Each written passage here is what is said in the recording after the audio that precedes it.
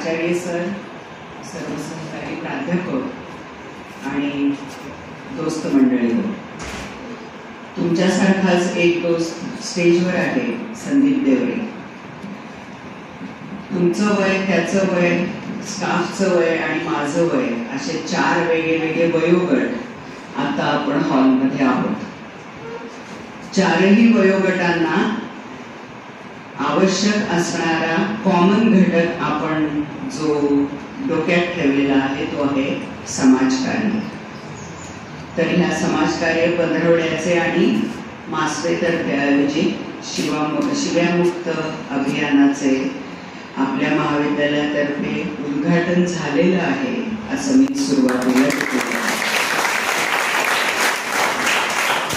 जेव्हा उद्घाटन करतो त्यावेळेला ज्या मंडळींमार्फत असे कार्यक्रम राबवायचे असतात त्या मंडळींची जबाबदारी वाढते. आपण इंटरनेटवरती आज सहज इथेच बसल्या बसल्या मी सर्च केलं की आज काय दिवस आहेत. ऑगस्ट क्रांती दिन आहे, आदिवासी दिन आहे, पण आपल्या गुगलवरती या दोन्ही दिवसांची नोंद नाही आहे. आपल्या गुगलवरती ज्याच्यावरती आपण भरपूर प्रमाणात अवलंबून असतो त्याच्यावरती नोंद आहे इंटरनॅशनल कॅट डे. तर तुमच्या माझ्या आयुष्यामध्ये मांजरीचं महत्व किती आहे माहित नाही, आहे का नाही हे पण माहित नाही. अजून एक दिवस आहे आज, डाईंग टू नो दिवस. मी मरणार आहे हे समजून घेण्याचा दिवस. आता बघा, म्हणजे लोक कुठल्या कुठल्या वेगवेगळ्या विषयांवर विचार करतात आणि त्याच्या प्रकारचे दिवस मनवायला, दिवसात त्या कन्सेप्ट बद्दल विचार करायला सुरुवात करतात, भाग पडतात. अजून एक दिवस आहे हॅपीनेस हॅपन्स डे.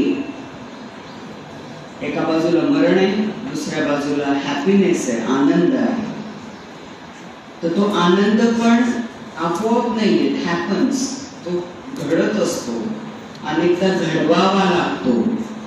आणि हे घडवण्यामध्ये महाजन सर जशी मी महिला समानतेबद्दल आग्रही आहे तशीच माणूस म्हणून सगळ्यांनी एकमेकांना समान वागवावं याच्याबद्दल पण मी तेवढीच आग्रही आहे. आता 4-5 विद्यार्थी इथे आले होते, सुरेख गाणं म्हणून गेले.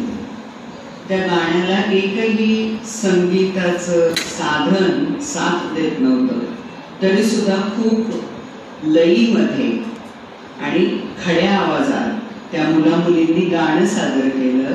तुम्हा सगळ्यांचं अभिनंदन. इतक्या सहजतेने वावरायला शिकवणारा निसर्ग जसा असतो तसाच तुमच्या माझ्या आजूबाजूचा आदिवासी समाज पण असतो. आणि अशाच आदिवासी समूहामध्ये संदीप कामही करतो. खूप वेगळ्या वेगळ्या बारीक बारीक प्रश्नांमध्ये लक्ष घालतो. ते प्रश्न कसे सोडवता येतील, त्या अडचणी दूर कशा करता येतील, असं लहान लेवलवर, मायक्रो लेवलवर बारीक सारीक गोष्टींमध्ये डोकं घालून काम करायला सुरुवात केली की लक्षात येतं माणसं किती खोटी आहेत. आणि हा जो खोटेपणा आहे ना आपल्या आयुष्यात, त्या खोटेपणाचा एक आविष्कार म्हणजे शिव्या आहे. गुगलवरती मी शिवी हा शब्द टाईप केला त्यावेळेला शिवी राजाबद्दल माहिती आहे. शिवी आपण एकवचनी वापरतो आणि शिव्या हे अनेक वचनी वापरतो. शिव्या टाकल्यावरच शिव्यांबद्दल आलं. म्हणजे जेव्हा केव्हा आपल्याला आत्म उर्मी येते शिवी द्यायची, तेव्हा ती एकटी कधीच येत नाही. 2-4-5चा गठ्ठा फेकतो आपण समोरच्यावर. खरंय का? किती मजा आहे बघा. एकवचनी शिवी राजाची आठवण करून देते. त्या शिवीराजाचं कर्तृत्व, त्यांनी स्थापन केलेलं राज्य हे तुम्ही वाचा. आणि अनेकवचनी शिव्या तुमच्या मनातला संताप असेल, खरं तर अनेकदा संतापच असतो. तो संताप का येतो? कारण आज हॅपीनेस हॅपन्स डे पण आहे. आनंदाला आपल्याला घडवायचंय, तो पण घडवायचा आहे, शिव्या पण द्यायच्या आहेत, शिव्या मुक्त पण व्हायचंय. आता शिव्या मुक्त व्हायचंय म्हणजेच आपण मनापासून आतापर्यंतच्या आयुष्यात दिल्यात का शिव्या? दिल्या. मग शिवीमुक्त झाल्यानंतर, शिवी नाहीच, शिव्यामुक्त झाल्यानंतर तुम्ही खरंच आयुष्यभर शिवी देणार नाही का? देणार का नाही? Here comes happiness happens daily. जर का मी ठरवलं, कोणाही व्यक्तीने ठरवलं, माणसाने, ह्युमन बिईंगने ठरवलं की काहीही झालं तरी मी अपशब्द वापरणार नाही. खूपच डायल्यूट शब्द आहे ना अपशब्द. शिवीला हे काय अपशब्द आहे त्याचा काय म्हणजे अपशब्द वापरलेले चालतात, शिवी दिलेली चालत नाही, असं काही आहे का? असंही नाहीये. शिव्यांचं क्लासिफिकेशन सुद्धा आहे. साध्या शिव्या, गाढव, मूर्ख, बावळट, बिंडोक, साध्या शिव्या, आणि सगळ्यात भयंकर शिव्या भ या अक्षरापासून सुरू. एक शब्द आहे साला. नकळत किती पटकन खुदकन हसवल. पुरुषांच्या आयुष्यात साला ही जी व्यक्ती असते ती असते बायकोचा भाऊ. खानदेशामध्ये त्याला आदरार्थी शब्द आहे शालक, आणि मी तो धुळ्यात आल्यावरच ऐकला. मी धुळ्याची नाहीये, मी बार्शी सोलापूरची. इथे आल्यावर मी शालक शब्द ऐकला, आणि इथे आल्यावरच मी आठवण पडली हा पण वाक्प्रचार ऐकला. तुम्ही विसरत नाही, तुमची आठवण पडते, म्हणून हॅपीनेस हॅपन्स तुम्ही केला पाहिजे. मग जर हॅपीनेस हॅपन्स कडे तुम्ही जाणार असाल तर मला मरणाची वाट पाहावी लागेल का? कारण मरणाची वाट पाहणारा पण आज दिवस. काय काय लोक डोकं चालवतात बघा. आणि इंटरनॅशनल कॅट डे.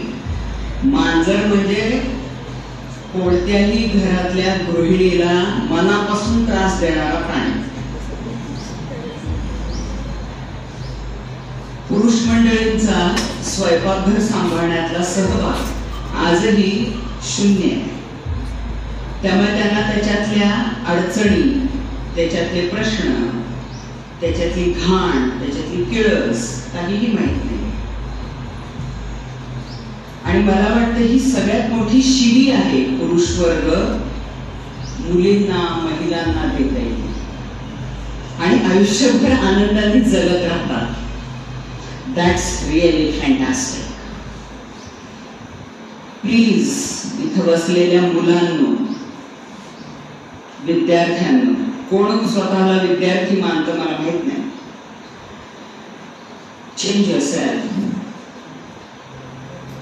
तुमच्या बरोबरीने शिकणाऱ्या मुली जर तुमच्या आयुष्यात पत्नी म्हणून येणार असतील तर तुम्ही पहिल्यांदा त्या व्यक्तीकडे फक्त माणूस म्हणून पाहायला शिकलं पाहिजे.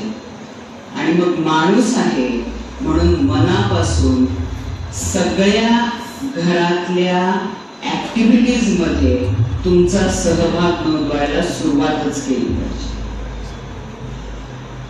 मानसशास्त्रातलं रिसर्च सांगतं की सगळ्यात जास्त मेंदूतले इंटरकनेक्शन्स बोटाच्या वापराने वाढतात.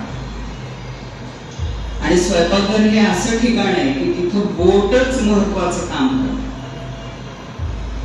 कोणतीही वस्तू उचलायची असेल तर हा हात तळहात नाही वापरता येत, बोटाने उचलावा.